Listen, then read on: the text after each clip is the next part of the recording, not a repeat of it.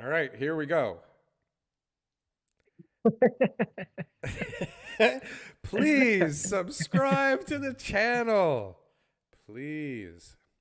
Hey guys, YouTube's got an algorithm and it really help us out a lot if you could like, comment, and subscribe. This is how we can get more information out to more people and share the message of Toronto real estate. In Thanks. that order, like, comment, subscribe, and hit the damn bell.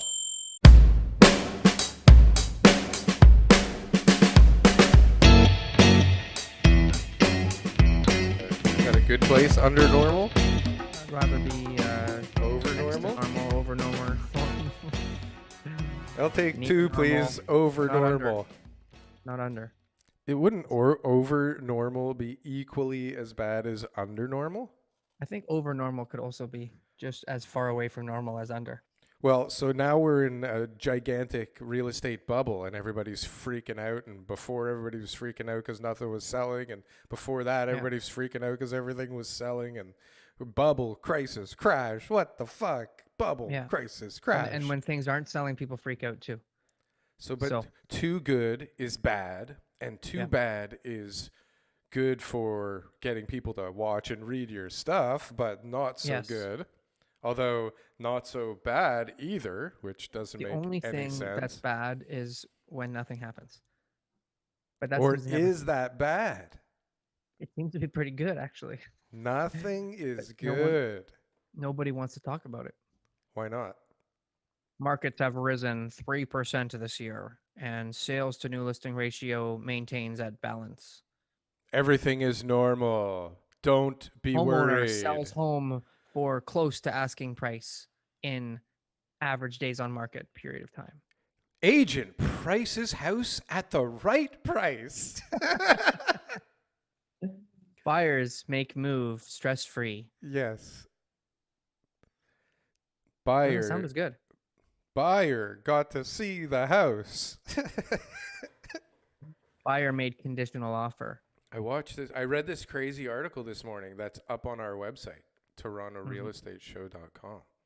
Yep. And it was talking about um, because of the pricing schemes that are being used to incite war, pricing wars, Okay.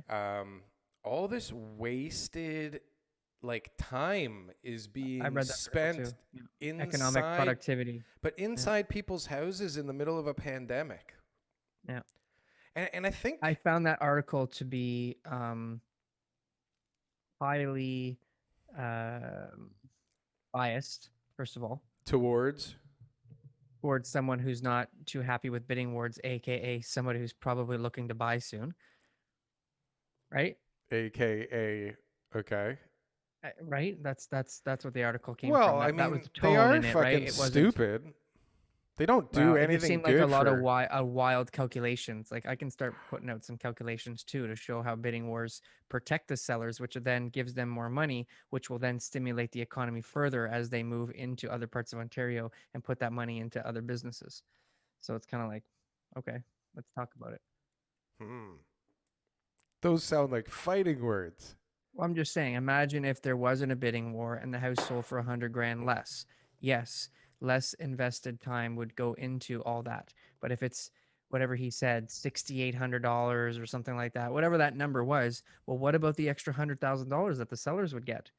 Hmm. How does that? What does that do for the economic productivity of the province? But I think the consensus of the article was that they would get that price if they asked that price. No, that's No, wrong. That's where he wrong. doesn't know. Hmm. That's where he's confused.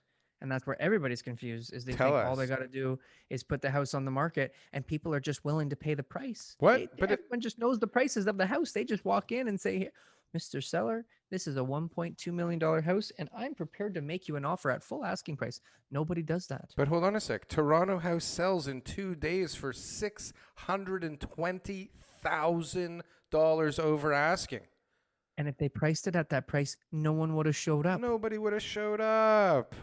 They would have said, "The hell are they asking that price for? Are you But crazy?" are people stupid now? Do people look at the asking price and go, "Oh my god, maybe I might get it for that"? Yes, it's a psychological Yes. block that But buyers have and they Doesn't the say, agent go? maybe this is the one that I'm going to get for the asking price. Maybe this is a one that the sellers don't know that the market's on fire. So some agent's got some guy in his back pocket who just said, "Listen, my wife's gonna fucking kill me if we don't buy a house now. So I don't care what the number on the offer is. Get me this house." Yeah. Is that what's going on here for 620,000? This house is like. Did you see this thing? I got a deal of the week. It's from 2017.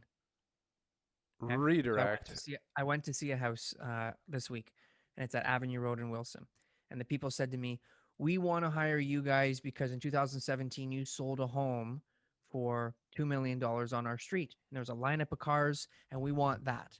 Right? They didn't say 2017. They said a couple of years back, but I knew what they were talking about, and it was from the peak of the market in 2017. We listed the home for 1.1, sold it for 2.3.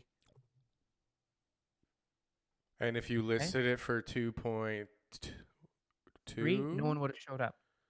So in that particular case, I'm no looking one. at what's selling in his neighborhood now. It's between 1.5 and 1.7. So you just hit the right timing with the right buyer in the right Talking pandemonium. about 4 years later, we sold that house for $700,000 more than you would today. That buyer tore that house down and built a beautiful house there. They're living there. The house is probably worth close to what they paid now because they had to invest another $1 million or more in order to build this, monster modernized contemporary home. So they built a monster modernized contemporary Yeah. home and did not create any new equity? No, zero. In fact, they've been in the red since probably January 2020 or until January 2021, right? You're probably like, Whoa. ooh, We shouldn't have done that. But we but that's wanted what to people live were doing. here. Yeah. That's what people were doing, right? So bottom line, as a And 50 so foot what lot, that's what stopped it it? The was. stress test is what stopped everything last The time? market when it crashed, that's what happened, right? So, anyways, I don't want to get into that, but the main thing is this: nobody knows what house prices are going to sell for. I don't care who you are or what calculator you have or what seminar you went to or how much market knowledge or how long you spend on House Sigma every single day. You don't know how much every house is worth. But what if you It's called spend market. like 4 hours a day on House Sigma? No, it's a market. How Five can you predict hours. what one buyer is going to pay? You don't know his circumstance. What's the weather that week? What other houses are for sale? How many bidding wars did he lose? Does he know anybody who lives in the neighborhood? Is he moving next door Hold to on, his hold sick on. Can TK price a house properly? Or are you saying no. there's no such thing? Asking price, that's a different story. Asking price is a different story. Asking Um, price, the guy I read an article Selling today price, said asking price is starting price. starting price. The starting price, the asking price, that's what a professional should be able to do. But as far as a selling price goes, Yes. nobody knows. No one has a freaking Nobody clue. No one knows. knows. They pretend they do. They don't. But you got an idea of at least, right? You got an idea of what it should go for, and like what other buyers have paid in the But past, what you're but that was saying yesterday. is if you price it at yesterday's price, Yeah. you're not getting yesterday's price. Well, how do you know? I mean, it could be yes, it could be no, it could be maybe. What do you mean? Could be higher, could be lower, could be the same. How do So, but you why know? What price it at like 500,000 less than yesterday to incite war and what was the hysteria? what was the pricing strategy of the house that sold yesterday? TK, you're getting crazy here. If a house sold for 1 million and it was listed at 800, Yeah. and your neighbor just sold for 1 million, they used the pricing strategy of listing it for 800. And then you go on the market the next day, you're going to list it at 1 million when your neighbor just sold. You want 1 million. Your neighbor just sold for 1 million by listing it at 800. And you're going to go, well, I know better. I'm going to list it at 1 million. Maybe I'll get 1.2.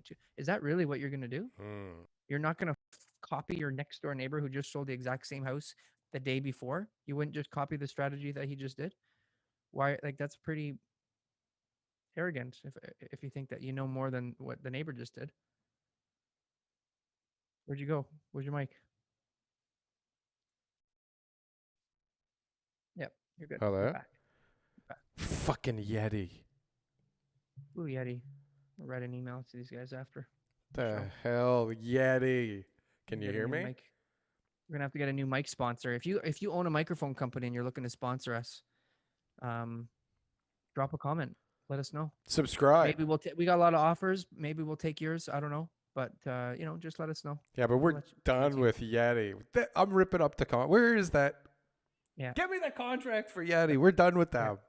Talk to Rebecca, our intern. She'll set you up. Rebecca, after the show? Yeah. We're dealing with Yeti. Yeah. When I say I'm going to write an email, I mean she is. You But get anyways, what's her name? Yes. You have. Where's Ben? Ben, you see, I told you in Ben speak. Hold on, I think I just got a message from him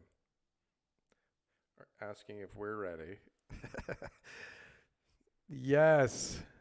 Oh, this whole thing is unraveling in front of my eyes. Uh-oh. I guess that was a sound check. That was a long sound check.